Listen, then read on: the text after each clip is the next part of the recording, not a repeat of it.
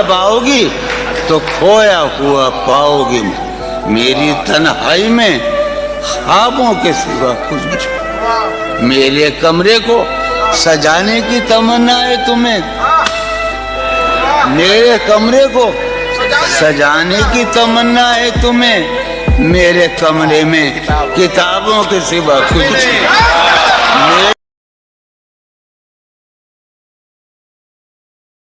अजब बेहुदा शेर है।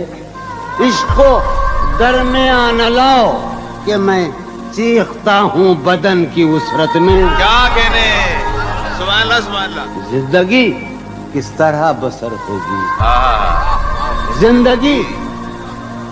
जिंदगी किस तरह बसर होगी, दिल नहीं लग रहा मोहब्बत। क्या कहने, जिंदगी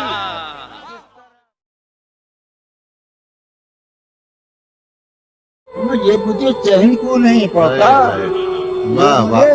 चैन क्यों नहीं पड़ता, चैन क्यों नहीं पड़ता। एक ही शख्स था जहान में।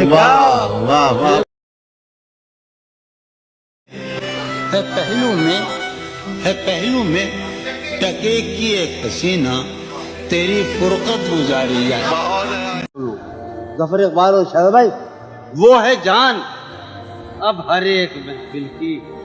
हम भी अब घर से कम निकलते हैं। क्या कहने, वो